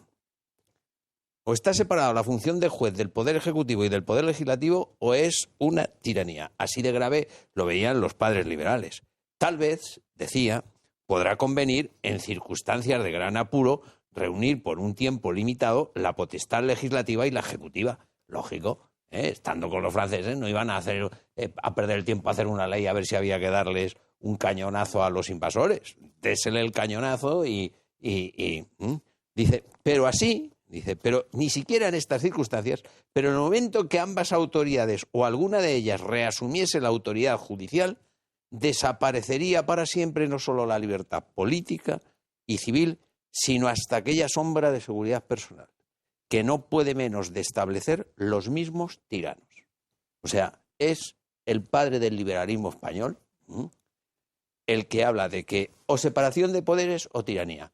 Y eso es lo que en el Departamento de Historia Contemporánea de la Universidad de Alcalá me motivó a lanzar una línea de investigación, es decir, pues bueno, vamos a ver si a lo largo del siglo XIX hubo tiranía o hubo separación de poderes. Y entre otras cosas llevamos revisados varios cientos de expedientes de magistrados del siglo XIX. Si se tapa en el expediente de los magistrados, de las audiencias, el título de magistrado, no se puede distinguir por los ceses y las reposiciones del expediente de un gobernador civil. Pero uno detrás de otro. Cae el Partido Moderado, que son, junto con el Partido Progresista, al que se alterna durante la época de Isabel II, mientras se hace esta ley, los jueces, los magistrados moderados, se van a la calle. Caen el Partido Progresista, los progresistas se van a la calle y entran los moderados. O sea, pero es que las fechas de los pronunciamientos están clavadas uno tras de otro. Es más, no solo eso, sino que hemos llegado a descubrir en estas investigaciones que en los expedientes de los magistrados del siglo XIX hay una historia de España, hay otra historia de España. Me estoy acordando de un expediente de un magistrado de la Audiencia de Pamplona, Fulgencio Barrera. Que, claro, triunfa la revolución del 1 de septiembre de 1840 de Espartero y le escribe una carta a Espartero diciéndole lo siguiente. Dice, mire usted, yo estoy cesado por los moderados, pero yo soy de los suyos. Le voy a demostrar que soy de los suyos, pero de verdad, porque le voy a contar cómo fue la revolución de 1840 en Pamplona. Y le cuentan la revolución pe a pa. Él fue el que la hizo con el alcalde, con un amigo suyo que era capitán, porque el alcalde estaba remiso. Dice, el alcalde estaba remiso a proclamarle a usted. Dice, pero con mi amigo el capitán cogimos una compañía, se la paseamos 5 veces debajo del balcón y se ablandó el señor alcalde. O sea, que es que... bueno, eso es así. Eso es así. Eso ha sido así durante todo el siglo XIX y durante todo el siglo XX. Lo que bueno, hasta ahora los magistrados se eligen por cuotas políticas, pero no digo yo que si no hay división de poderes hay tiranía, lo dice Argüelles. Que le echen la culpa a Argüelles, porque... En la Constitución de 1812. Su padre, los liberales, porque no hicieron una peregrinación.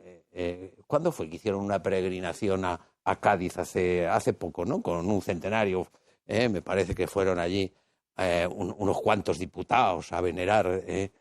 No me acuerdo de qué partido eran. Sí me acuerdo, pero no quiero decir. Pero fueron allí a venerar. Bueno, pues separen ustedes los poderes. Y no engañen a los niños, porque yo me acuerdo de la facultad, cuando yo estudiaba, nos explicaban, como he visto ahí los esquemas, ponían un cuadradito, poder ejecutivo, poder judicial, y ponían una flecha que se salía de la pizarra y decía, este no se estudia porque es independiente. Pues, en el Departamento de Historia de Alcalá estamos haciendo varias tesis sobre de prosopografía, sobre los magistrados del siglo XIX, y los resultados que nos salen es que no ha habido división de poderes. En apenas un minuto estaremos nuevamente con todos ustedes.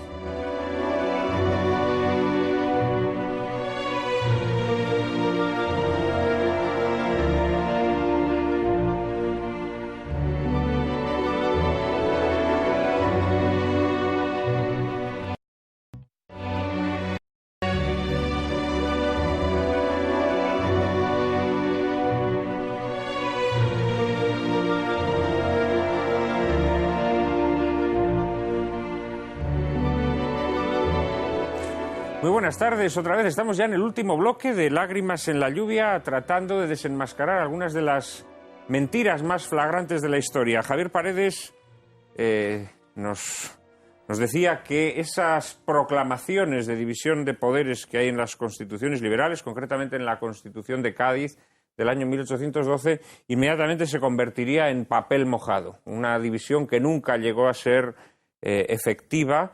Y un mal el de la concentración de poderes en las democracias que arrastramos además hasta nuestros días. Ángel David me había pedido la palabra. Sí, yo me gustaría poner de relieve que el fraude que ha detectado el profesor Paredes y su equipo de investigadores, a mi juicio, no radica tanto en que no hubiera tal separación de poderes, cuanto en que se proclamaba teóricamente, por una parte, siguiendo los principios de los teóricos, de la teoría política ilustrada, que luego va a hacer suya la Revolución Francesa y el liberalismo. O sea, se proclaman unos principios teóricos, pero luego no se cumplen en la práctica. Si, por ejemplo, no tendría mayor sentido, ¿no?, haber hecho un trabajo de esta naturaleza sobre el reinado de Carlos III o sobre el de Felipe II, donde no existía teóricamente la división de poderes y donde, sin embargo, pues recordemos que Felipe II, por poner un ejemplo, tiene problemas muy serios para administrar la justicia en su reino. Pensemos, por ejemplo, en el episodio del famoso Justicia de Aragón. ¿Qué quiero decir con esto? Que en el fondo con lo que estamos topando aquí, por encima efectivamente de la trayectoria concreta de un periodo político concreto, es una cosa muy parecida a lo que decíamos antes del concepto de libertad de Lutero. Y es que el liberalismo, a fuerza de proclamar las libertades teóricas, destruye las libertades reales, que eran las que sí existían en la España anterior al liberalismo. Esos diputados que se reúnen en Cádiz para proclamar que en España, si no había división de poderes, había tiranía, procedían de una tradición histórica deformada, ¿no?, por la época del despotismo ilustrado, pero en la que existía la unidad de poder y luego la división de funciones. Y al romper el principio teórico y también el práctico que se sostenía sobre esa concentración de poder y esa distinción de funciones, sin engañar a nadie, porque, ya digo, en el siglo XVI y en el siglo XVIII nadie le discutía la unidad de poder a la autoridad real, al destruir esas libertades verdaderas, esas libertades concretas, y edificar unas libertades teóricas, pues están destruyendo la verdadera libertad. Y eso que lo hace el liberalismo en el terreno de la administración de justicia, lo hace en la desamortización, lo hace en el terreno de la administración política, lo hace en el terreno del golpismo, que el liberalismo en buena medida es resultado de intervenciones de militares, y lo hace en esa enorme distorsión que supone en la historia de España del siglo XIX el liberalismo, sin la cual no se entiende pues lo que vamos a hablar después, por ejemplo, los episodios de la Guerra Civil. Es muy interesante cuando uno lee nuestra literatura del siglo de oro, cuando uno lee obras como Fuenteovejuna o como El alcalde de Zalamea, te das cuenta que el poder de los reyes efectivamente estaba contrapesado desde multitud de instancias, ¿no? Y lo que ocurre en la historia de Fuenteovejuna o del alcalde de Zalamea probablemente no hubiera podido ocurrir en los tiempos del liberalismo, en el siglo XIX, ¿no? Es que, ¿sabes lo que pasa en el siglo XIX? Te lo voy a decir en verso, porque se lo decían a Espartero en verso. O sea, es que no había esos contrapoderes. ¿Por qué? Fíjate la poesía que le publicaron a Espartero. Dice: después de destituir magistrados sin mesura, porque no fueron su hechura, a los que piensa elegir asegura el porvenir. Pero ignora su excelencia que, guardando consecuencia, el jefe que le suceda le cambiará la moneda y enmendará su imprudencia. Es que es un quítate tú para ponerme yo. Sí. Yo insistiendo en lo que decía Ángel David, ¿no? y que decías tú, el liberalismo doctrinario del siglo XIX ha hecho doctrina, evidentemente, y ha hecho doctrina incluso del absolutismo. Y él se proclamó, con esa teoría que ha explicado Ángel David, proclamó la división de poderes como una alternativa a una concentración de poderes que se calificaba así como el absolutismo. Pero es que el absolutismo no era eso. El absolutismo, el rey, encarnaba la justicia. Y como todo sistema, la justicia es esencial. El rey podía ser mejor juez o no ser mejor juez, y la monarquía justicia. Y se reclamaba que fuera justicia, y si el rey no era justo se podía proceder contra él. Y ahí están las teorías del tiranicidio, etcétera, etcétera. Pero en cuanto a poder, como ha dicho Juan Manuel, evidentemente en el antiguo régimen el poder no estaba en un único polo como en el Estado nacional o en el Estado liberal, que el Estado monopoliza el poder, sino que el poder está conformado en cuerpos políticos. Es una sociedad estamental, no es una sociedad de clases, es una sociedad estamental. Y entonces cada cuerpo político tiene su poder, del que se deriva un derecho que el liberalismo también llamó derechos privilegiados, cuando técnicamente son derechos privativos. Lex privata. Claro, derechos privativos porque era concebida la sociedad como un todo organismo, de raíz paulina, evidentemente, ¿no? Donde cada órgano tiene una función, derivado de cada función se deriva un derecho distinto. Y por tanto el poder estaba en los distintos cuerpos. Lo que hace la revolución liberal es quitar, diríamos, a la sociedad el poder. El rey también tenía poder en el espacio de la corte y, bueno, a través de la vía de la gracia, pues también desarrollaba prácticas de poder. Pero cada cuerpo político y cada estamento y cada corporación, digamos, tenía su propio derecho. El derecho unitario lo que hace es que quita a todas las corporaciones el derecho y lo concentra en un único polo, en el Estado. Y al pueblo, que entonces lo considera soberano, le deja la soberanía. Pero el poder, la potestad, se la queda el Estado. Y ahí entramos en un problema, claro, que es fundamental. El poder tiene un problema ontológico. El poder o es único y unitario o no es poder. En el momento que lo comparto no es poder. Si lo comparto ya no es poder. Claro, esto es un problema para resolver la organización que en las sociedades anteriores se llamaban sociedades de orden, porque había un orden que comprendía toda esa sociedad. Y aquí el problema es cómo resuelvo el poder unitario. Bueno, doctrinalmente puedo decir lo que quiera. En la práctica, como hemos visto que llega hasta nuestros días, cuanto menos poder suelte es que tengo poder, porque si no, no tengo poder. Si lo tengo que negociar, pues no es poder. Por eso hay las tensiones políticas, lo que siempre manifiestan es dejar al que detenta el poder que tenga el menos poder posible para que los demás puedan hacer. De ahí viene la concentración del poder y las monarquías dinásticas, que era para evitar el problema de las aristocracias. Es decir, que ver siempre la perspectiva histórica, cómo se llega al liberalismo, es muy interesante, y no hacer caso solo del discurso doctrinal del liberalismo, que hace el discurso que le interesa, evidentemente. Andrés Gambra. Efectivamente, es verdad lo que dices. El liberalismo, claro, lo que pasa es que desde ese punto de vista, en ese momento, en la época isabelina, representa la más radical el debilitamiento del poder judicial. Luego, de alguna manera, van surgiendo una normativa que crea una carrera judicial que va adquiriendo ya por lo menos un mínimo de independencia.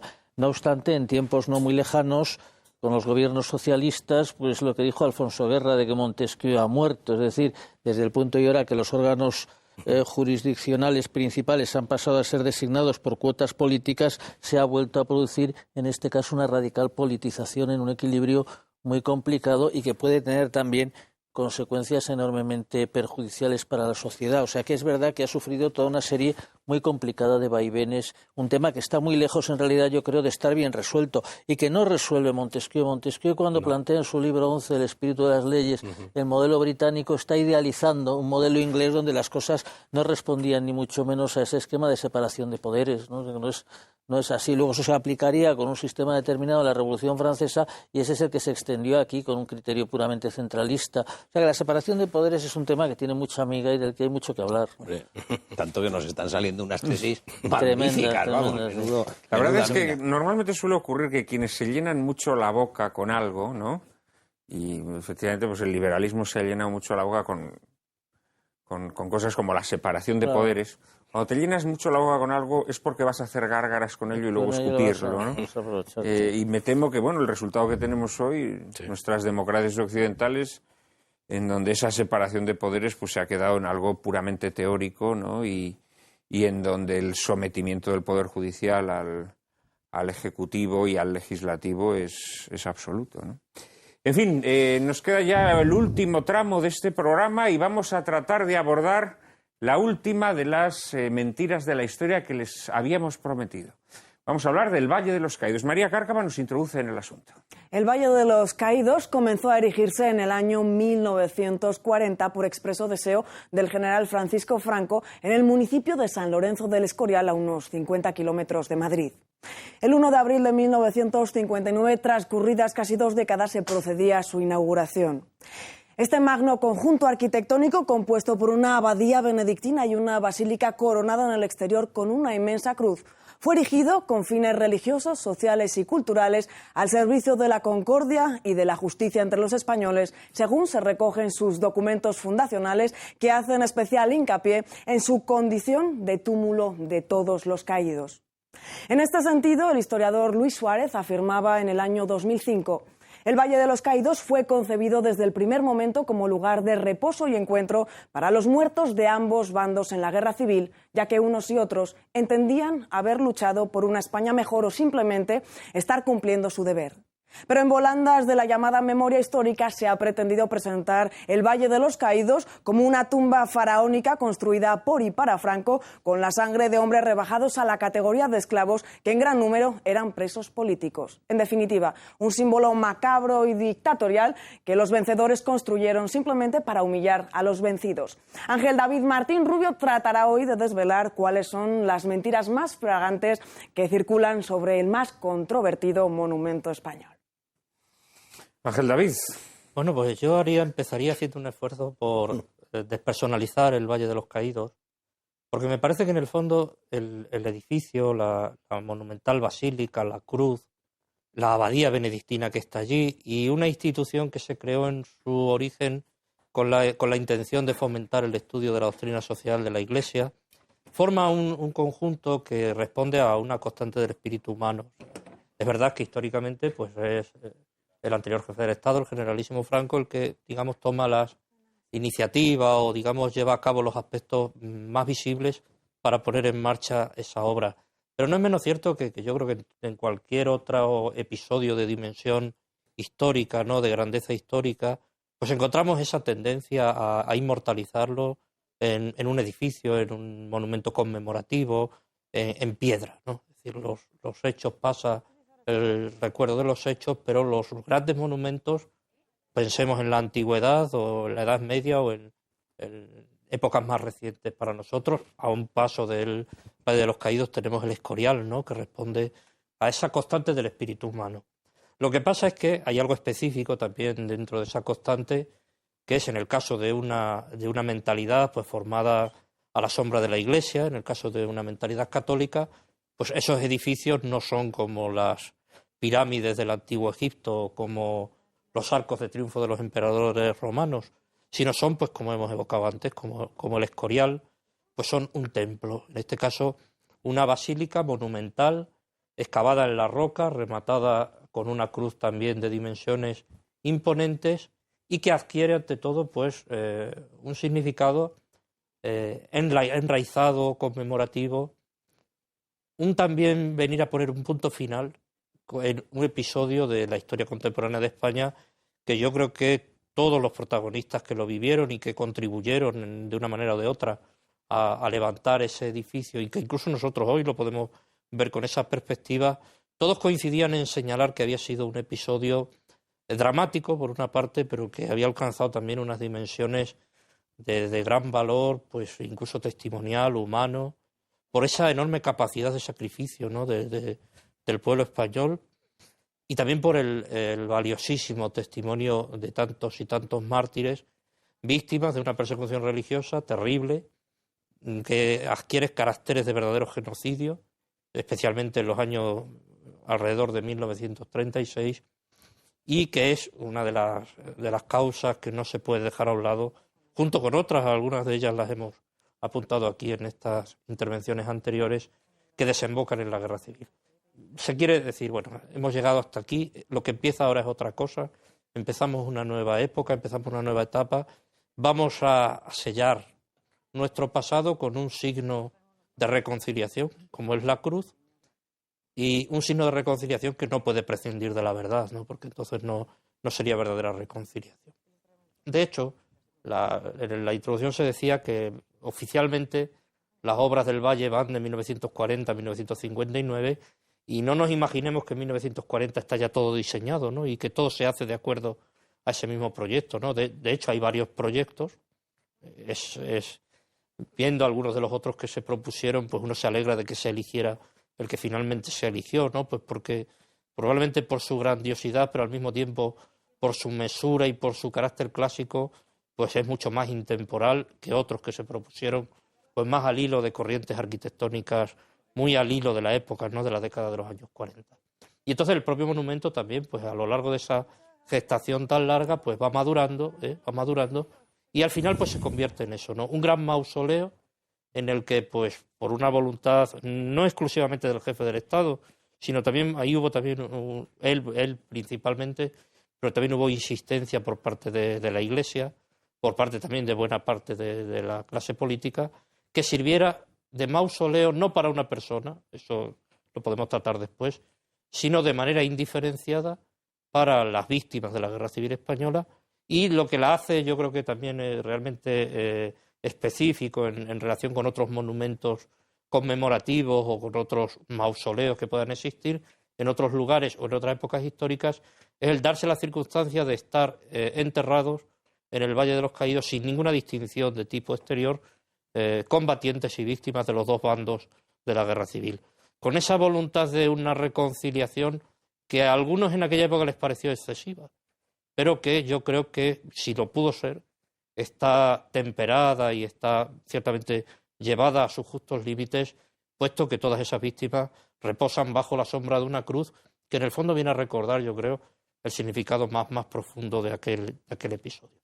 Ahora bien, y termino porque luego creo que hablaremos de algunos de estos temas, el Valle de los Caídos se construye entre 1940 y 1959, se construye al final de una guerra civil, se construye en unas circunstancias históricas ciertamente difíciles, no solamente en España y no solamente en Europa. Entonces, algunas de esas afirmaciones que ahora se hacen en realidad no consisten en otra cosa que en sacar de contexto dificultades, problemas, tensiones que eran perfectamente comprensibles en una situación como la que se dieron. Y luego, ahí quedaría en último lugar, también yo creo que daría mucho juego para luego que intercambiemos alguna opinión, cuáles son las raíces de esa persecución salvaje a la que sistemáticamente y fundamentalmente por parte de los gobiernos socialistas desde 1982, pero ahora de manera más radical aún en esta última fase de estas últimas legislaturas, cuáles son las razones últimas de esa persecución salvaje que se ha desatado contra el Valle de los Caídos y fundamentalmente contra la dimensión religiosa del Valle de los Caídos. Javier. A mí me gustaría hacer hincapié dentro del Valle de los Caídos a qué es lo que se hace ahí desde un punto de vista técnico, porque puede aclarar muchas luces, porque claro, se han oído decir cosas tremendas. Ahí fundamentalmente hay dos construcciones, como se ha dicho, la basílica y la cruz. La basílica la construyen presos redimiendo penas y cobrando salarios, a los que el Ministerio de Educación pone un colegio para niños para que las mujeres puedan llevar allí a sus niños y los presos puedan ver a los niños y tener una cierta vida familiar. Y dices, es muy triste y muy lamentable que haya presos políticos después de una guerra civil. Sí, pero mire usted, pero los hubo, porque hubo una guerra civil. Pero se dieron esas condiciones. Y la cruz no la construyeron presos políticos. Fue un concurso de empresas que la ganó la empresa Huarte. Una empresa que había triunfado en los años de la República construyendo los nuevos ministerios. De hecho, el principal de los ingenieros de la cruz es un hombre de izquierdas, que ha militado en la izquierda durante la Guerra Civil y es el que proyecta la cruz, que por cierto fue un buen negocio para la empresa Huarte porque supo solucionar una técnica. El problema de la cruz era cómo sostener los brazos. Y todos los proyectos, esta es la razón por la que se la lleva la empresa Huarte. Los proyectos lo que pensaban era escayolar la cruz, hacer los brazos y cuando hubieran fragado los brazos, tirar abajo toda esa inmensa estructura de cemento. Y Huarte tiene la genialidad de decir, oiga, y si la construimos por dentro, como las chimeneas de los pueblos, y así es como se construye, se ahorra esa estructura, y esa fue la genialidad de Huarte y de su arquitecto. Y muchos de los presos, cuando acababan de redimir penas, pasaban a contratarse como obreros en la Cruz del Valle de los Caídos. O sea, y digo porque la empresa Huarte fue la encargada de construir ese colegio cuando entonces era ministro de Educación Ruiz Jiménez.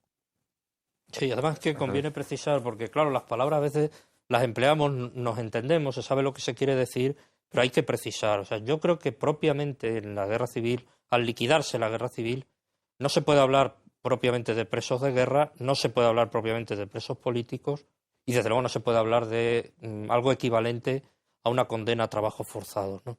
Yo creo que para hablar de presos de guerra, el concepto de preso de guerra sería bueno, una cosa más parecida a lo que se da, por ejemplo, al terminar la Guerra Mundial, ¿no? Donde, por ejemplo, todo un ejército queda hecho prisionero y luego se van liquidando, pues, se van poniendo en libertad generalmente, pero digamos en grandes bloques, ¿no? En realidad en España lo que se hace no es encarcelar, digamos, directamente cuando se producen los derrumbes de los frentes y pasan los miembros del Ejército Popular a declararse prisioneros, no entran automáticamente en prisión, ¿no? Sino que hay un proceso muy rápido de depuración que solía durar pues, aproximadamente entre 1 o 2 meses. Y además tenemos estadísticas muy acertadas, muy ajustadas a la realidad, que demuestran que más o menos cuando se producía un hundimiento de los frentes, se hacía un X número de soldados del Ejército Popular prisioneros.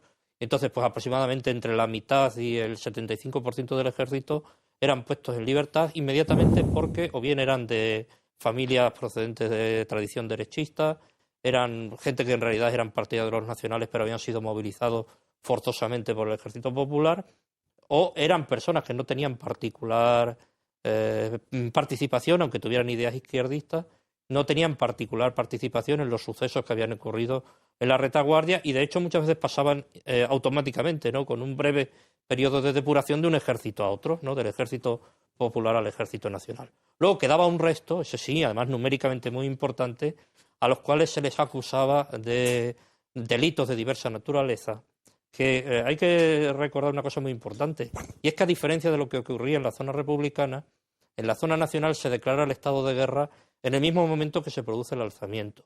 Y luego, cada vez que se ocupa un nuevo territorio, se vuelve a declarar el estado de guerra en cada territorio, con lo cual existía, digamos, una referencia jurídica a cuáles eran los comportamientos que el bando de guerra castigaba. Cosa que no se va a dar prácticamente nunca en el bando Frente Populista, porque la declaración del estado de guerra, si no me equivoco, en el bando del Frente Popular se hace en enero de 1939, casi a punto de terminar la guerra civil. Con lo cual no hay una verdadera depuración de carácter judicial, ¿no? Sino que hay un gran territorio, un gran ámbito para la arbitrariedad. Y además ocurre otra cosa, que lo que se hace en realidad es derivar este tipo de comportamientos que unas veces pues eran reales, otras veces podían responder a denuncias falsas que había que depurar, en lugar de a la Administración de Justicia Ordinaria, a la justicia militar.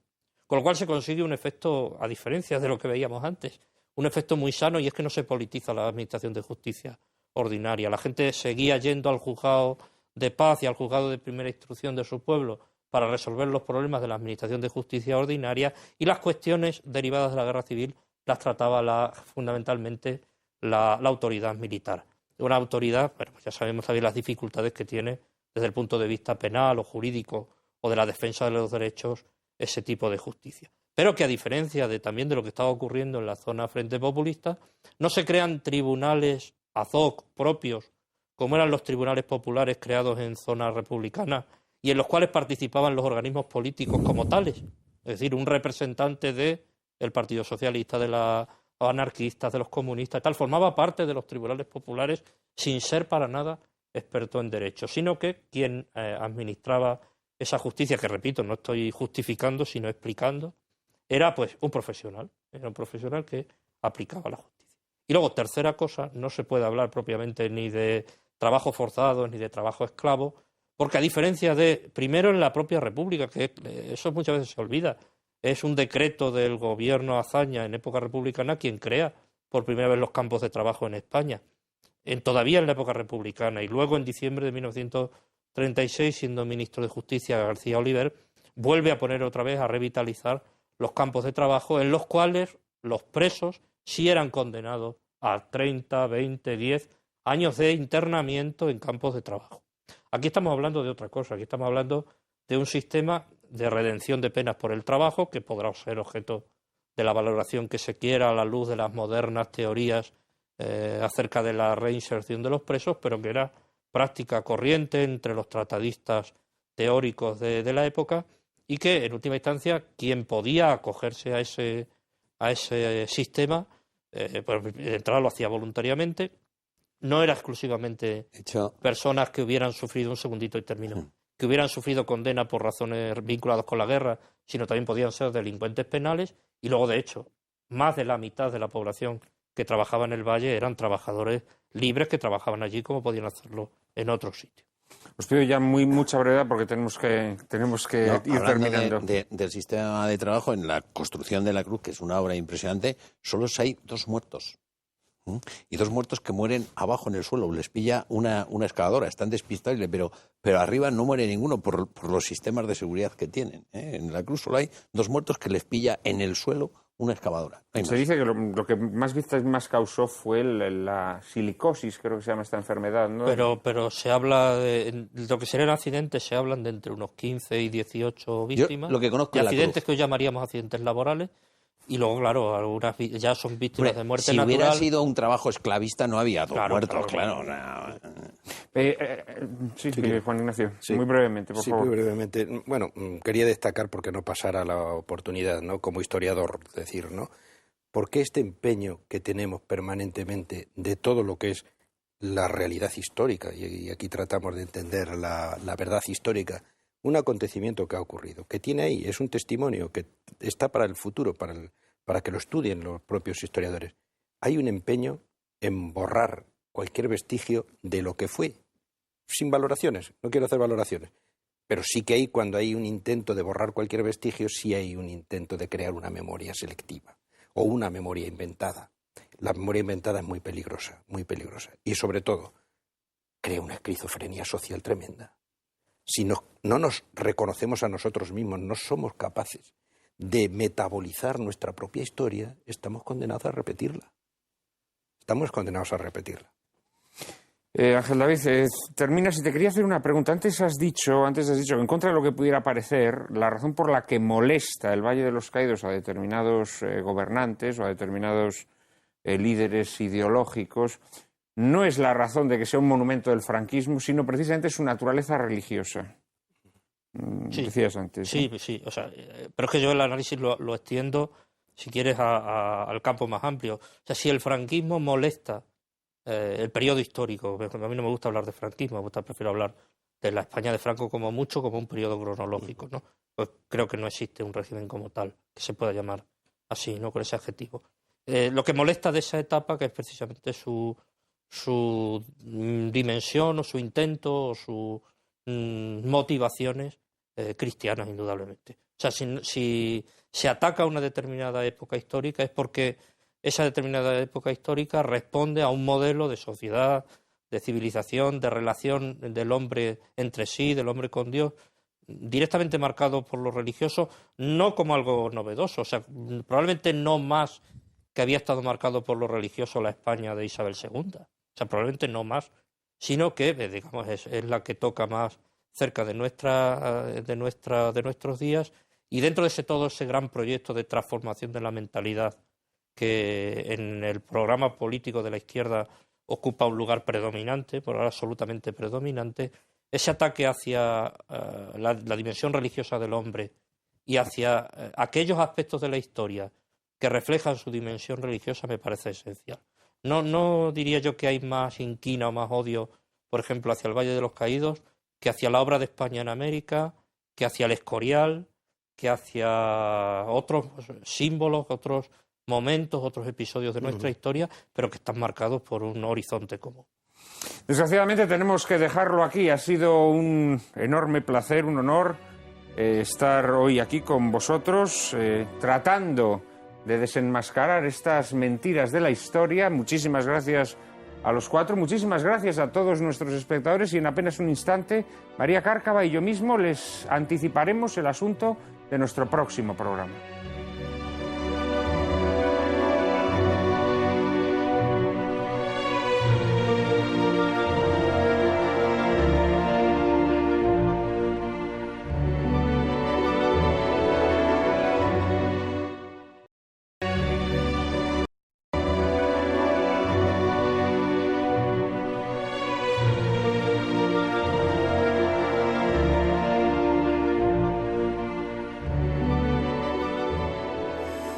Bueno, y después de este programa dedicado a desvelar las mentiras de la historia, la semana que viene trataremos de desvelar una gran verdad de la historia. Por petición de muchos de nuestros espectadores y por gusto de quienes hacemos este programa, dedicaremos la próxima edición de Lágrimas en la lluvia a profundizar en el sentido originario y auténtico de la Navidad, casi irreconocible en una época que, como anticipó Chesterton, al despojarse de lo sobrenatural, no se ha quedado con lo natural, sino con lo antinatural.